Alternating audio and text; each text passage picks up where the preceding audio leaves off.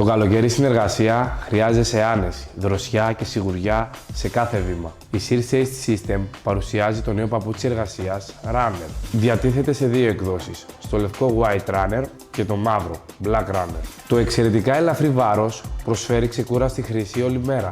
Το πλεκτό επάνω μέρος χαρίζει άνετη εφαρμογή και μεγάλη διαπνοή. Η αναπνεώμενη κατασκευή μειώνει τον υδρότα και τις δυσάρεστες οσμές τους ζεστούς μήνες. Η αντιολισθητική σόλα προσφέρει σταθερότητα σε απαιτητικούς χώρους εργασίας.